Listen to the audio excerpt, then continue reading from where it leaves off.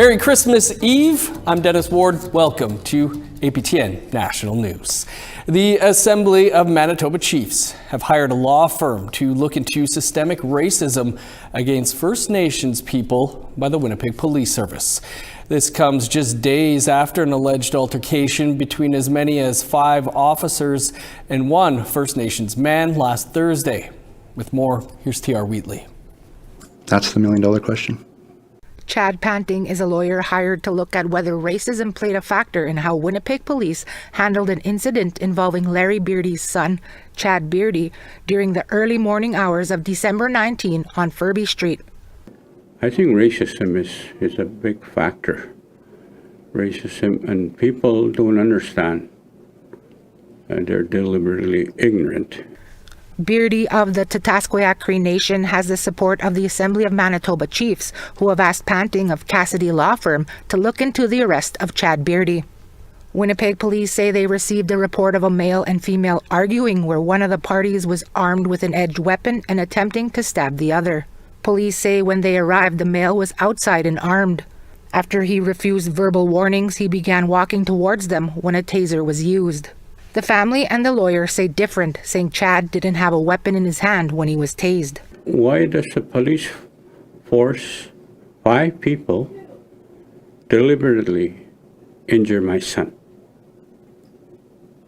Now, I don't know. My son works in construction. I don't know what condition he's going to be in after this. You know, if he'll be able to go back to the career that he loves to do. The Independent Investigation Unit of Manitoba is investigating. In their media release, information pretty similar to what WPS said. There was one new detail that said the male had fallen on ice. The family's lawyer disputes this. He didn't fall on ice. They physically assaulted him and broke his leg in 2 places. His fibula and his tibia have been completely broken, and he's now awaiting surgery. The father admits Chad and his partner have history with domestic violence, but says no one called the police that night. The lawyer says even so, Chad's identity was never known. He wasn't even identified at the incident.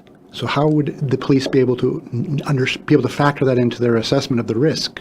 It was based on his appearance. Once in custody, Chad Beardy was taken to hospital where he waited up to 16 hours for medical attention. Chad is awaiting surgery and his court appearance is February 11. In the meantime, the law firm is working on filing complaints with the Law Enforcement Review Agency. A civil claim against police will also be filed. And both the family and Assembly of Manitoba Chiefs remain adamant that a national inquiry into police needs to happen. T.R. Wheatley, APTN National News, Winnipeg. Both the Winnipeg Police and Manitoba's Independent Investigation Unit were contacted, but both say they do not comment on ongoing investigations. The Yukon Water Board is allowing the receiver for a contaminated mine site in the Yukon to temporarily discharge cyanide impacted water into a nearby creek. Price Waterhouse Coopers is the receiver for Victoria Gold's Eagle Gold Mine. The mine is located on the First Nation of Nacho-Nyakdun's traditional territory. Earlier this year, a heap leach failure caused cyanide-laced material to be released into the surrounding environment. The mine's receiver says the site's current facilities can't treat cyanide-impacted water to the standards in its license. The amendment will be in place until the spring when upgrades to its facilities are complete. Nacho-Nyakdun said in a submission to the board last month it wasn't happy about the proposed amendment, but understood the rationale behind it. The province of Ontario is asking the Supreme Court to hear a case that could clarify the obligations of governments to fight climate change. 7 young people allege Ontario's weakened emissions target violated their right to life.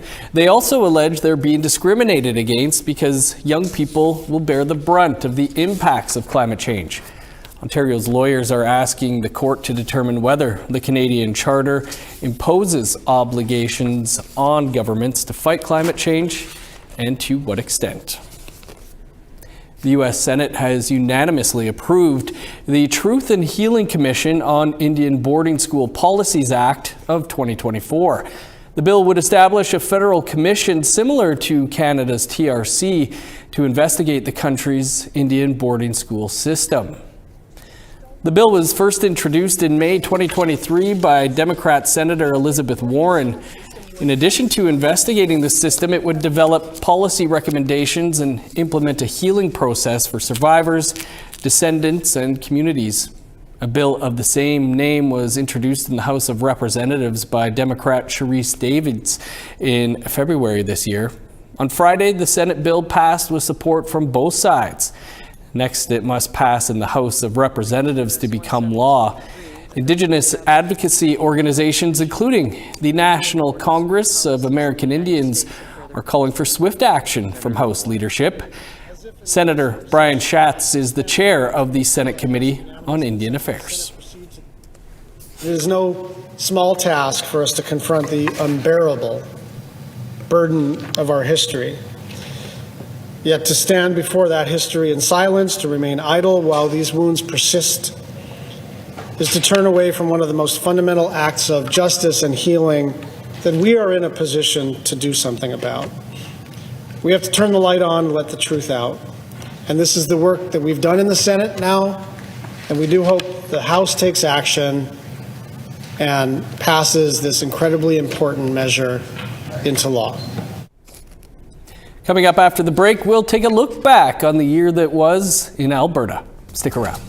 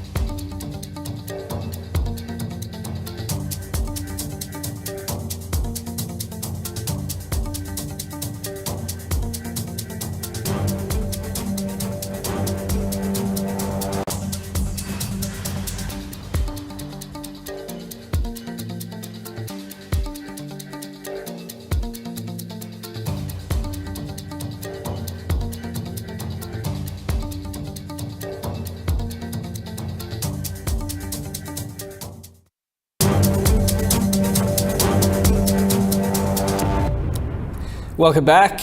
It was a tough year for Justin Trudeau and his Liberal government in Ottawa in 2024. The Liberals were under attack from all sides, including on Indigenous issues. Whether it was funding for child welfare services or searches for unmarked graves, few stakeholder groups were happy with the Liberals by year's end. APTN's Fraser Needham has that story. The year started with a major Supreme Court decision. Canada's top court ruled against Quebec's constitutional challenge of Bill C-92 in early February. This is the law that gives Indigenous communities full control over welfare services that affect their children and families. Assembly of First Nations Regional Chief for Quebec and Labrador, Ghislain Picard, said it was a day of bittersweet emotions. It's a very beautiful, happy decision by the Supreme Court, but it is also, in a way, a sad day that the well-being and the future of these children has been an issue debated before the courts for the past 4 years and beyond. Well, Indigenous Services Minister Patty Hajdu said the ruling recognizes both the legitimacy of the federal law and the right of Indigenous people to manage services that affect their children. This decision by the Supreme Court to uphold that inherent right, to recognize the legitimacy of federal law, to bolster that right and to place that right in Canadian law, I think is going to have tremendous impact across the country. Yet for much of the year, First Nations were at odds with the federal government when it came to funding for these very same child services. In July, at an AFN Special Chiefs Assembly in Montreal, National Chief Cindy Woodhouse-Nepenak announced she had signed a $47.8 billion proposed agreement with the Trudeau government for long-term reform in the First Nations child welfare system. The agreement was also endorsed by the Chiefs of Ontario and Anishinaabe Nation. However, it was soon met with heavy criticism from the organizations like the First Nations Child and Family Caring Society, who said the agreement had been signed without enough consultation and funding was not guaranteed if there was a change in government. At another AFN assembly in Calgary in October, Chiefs voted the agreement down. Sorry, draft resolution number 1 does not carry, so he's defeated. The federal government was also under fire for not meeting its Jordan's principal obligations. The principle says First Nations children should be able to get products, services, and supports when they need them. But a Canadian Human Rights Tribunal hearing in Ottawa in September heard the government is now backlogged with tens of thousands of unprocessed requests. A significant number of these requests are urgent and supposed to be processed within 12 hours. The government told the tribunal it's overwhelmed by the sheer volume of Jordan's principal requests in recent years. But Cindy Blackstock, the executive director of the First Nations Child and Family Caring Society, had little sympathy for this argument. I mean, governments their job is to do complicated things. Governments, for example, they rolled out vaccines for thousands of people. They collect taxes from millions of Canadians. They do international types of work. All of those things are important. So is meeting the needs of First Nations kids. They've had now 8 years since the order. The Liberal government was also taken to task for not properly funding searches for unmarked graves related to residential schools. At a press conference in Ottawa on National Day for Truth and Reconciliation, Laura Arndt of the Survivors Secretariat had these words for the Prime Minister. We've had enough. Promises only matter when you keep them, so keep your promise. Do it for the communities, do it for this country, so that they may know what real reconciliation looks like. And most importantly, do it for the survivors who lived through this nightmare and who for 60, 70, and sometimes 80 years have fought for the truth to be told about those who didn't come home. The Secretariat said the federal budget had reduced funding for searches from $216.6 million since 2021 to $91 million over the next 2 years. The need for the federal government to provide long-term sufficient and flexible funding for searches was also a key recommendation of Special Interlocutor for Missing Children, Unmarked Graves and Burial Sites, Kimberly Murray's final report released at the end of October. The year ended with Crown Indigenous Relations Minister Gary Anasandagri's announcement in committee that the federal government would not be moving forward on Bill C-53. As you know, there was a court decision relating to the Métis Nation of Alberta, and there was also a decision by the Métis Nation of Saskatchewan to pull out of that process. And consequently, I'm respecting those two separate but I think related conclusions. And as a result, C-53 will not be moving forward. The invalid legislation was supposed to formally recognize Métis governments in Alberta, Saskatchewan, and Ontario, but had been facing heavy pushback for more than a year from First Nations on Ontario and the Manitoba Métis Federation, who do not see the Métis Nation of Ontario as a legitimate organization. The bill had been dealt further blows earlier this year when the Métis Nation of Saskatchewan withdrew its support and the court ruled not all Métis communities in Alberta had been properly consulted before the legislation was drafted. Fraser Needham, APTN National News, Ottawa. There were many important moments in 2024 in the province of Alberta, from the devastating fire in Jasper to the rejection of the $47.8 billion child reform deal. APTN's Chris Stewart has a wrap-up of the year.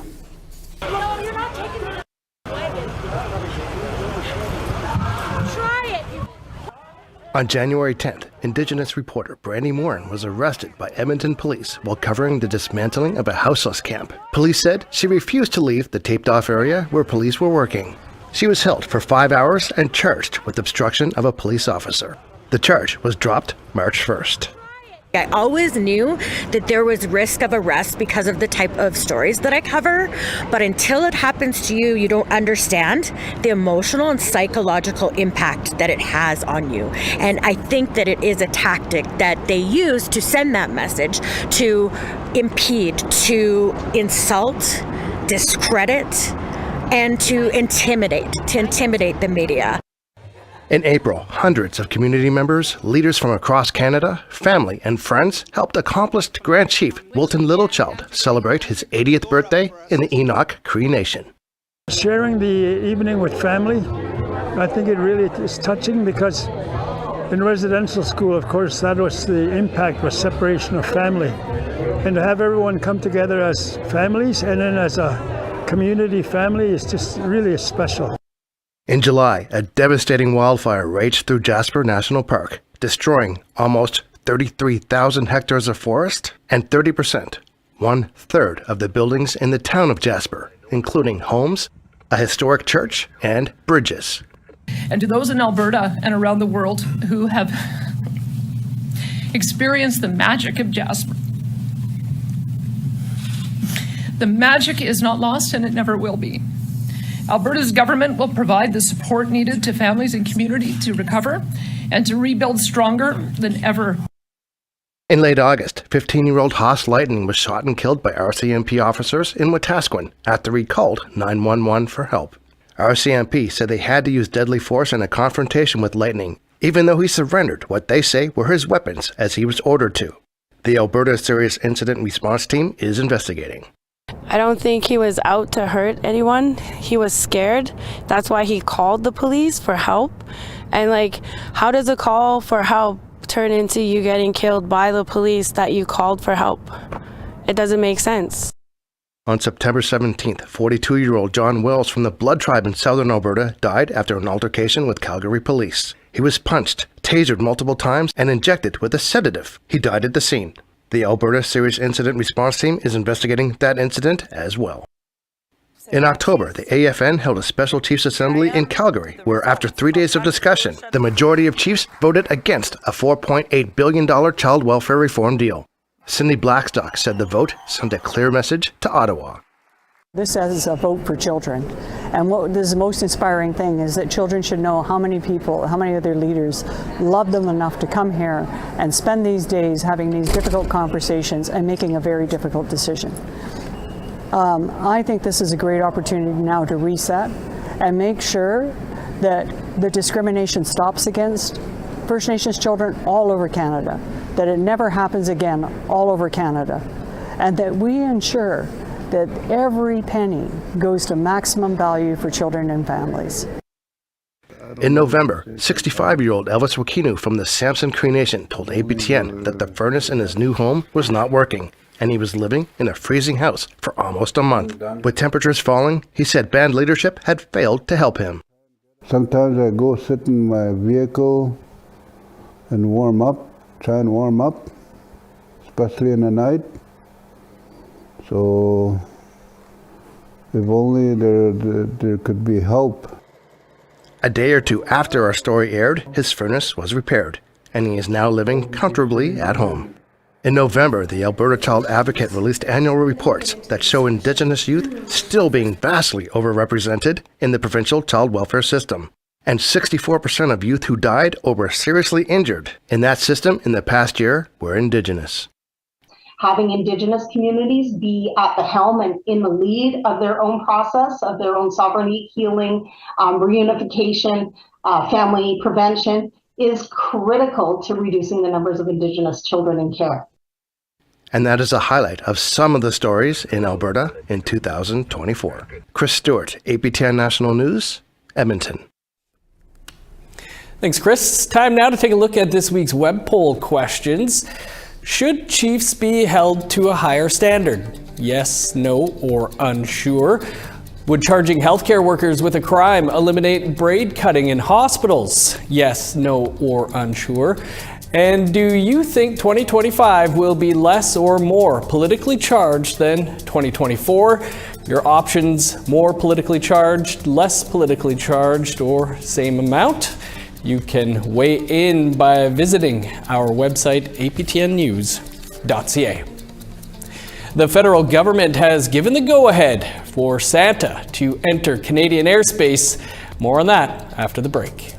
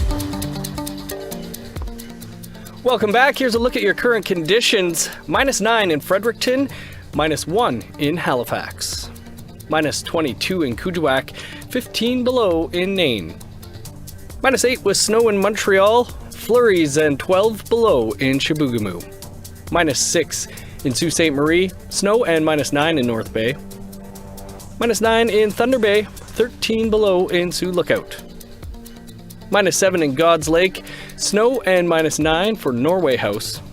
-8 in Winnipeg, sun's out and 3 below in Dauphin. -11 in Regina and Saskatoon. -9 in Meadow Lake, 5 below in La Ronge. In northern Alberta, snow and -4 in High Level, +2 in Peace River. +4 in Edmonton, 9 above in Lethbridge. +9 in Vancouver, 10 in Victoria. 6 in Prince George, snowy and 4 in Smithers. -17 in Old Crow, 2 below in Whitehorse. -13 with snow in Yellowknife, 20 below in Wrigley. -21 with snow in Sax Harbor, flurries and 14 below in Paulatuck. Snow and 13 below for Chesterfield and Whale Cove. -23 in Resolute and Joe Haven. The Yukon's very own hockey prodigy Gavin McKenna will be playing in the World Juniors starting on Boxing Day in Ottawa. McKenna is from Whitehorse and is a citizen of the Trondak-Gwitchin First Nation. He's a forward with the Medicine Hat Tigers and leading the Western Hockey League with 19 goals and 41 assists for 60 points in just 30 games so far this season. He's one of 8 16-year-olds to represent Canada at the World Junior Championship, though he just turned 17 on Friday. Happy birthday. Canada plays its first game against Finland on Thursday at 7:30 Eastern Time. Good news for kids in Canada. Santa's sleigh has been cleared for travel in Canadian airspace. Transportation Minister Anita Anand says she has engaged with her elves and reviewed several key documents, including Santa's flight plan. Anand also met with Santa for the first time since she became Transportation Minister. Children can track Santa and his reindeer on Christmas Eve using the NORAD website.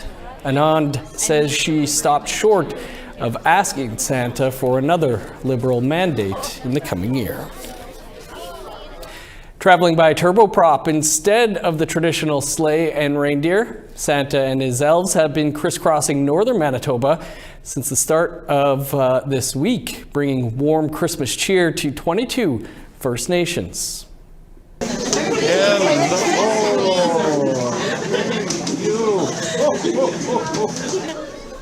The smiling faces of dozens of happy children greeted Santa and the Santa Express as they made their pointed rounds this year. It's a holiday season partnership between MKO and Perimeter Airways that's now in its 15th year. Among the communities visited were Tadouli Lake, Lac Rochette, South Indian Lake, and York Factory First Nation. MKO Grand Chief Garrison Satie says even after 15 years witnessing the joy the Santa Express brings to children and adults in northern communities never gets old.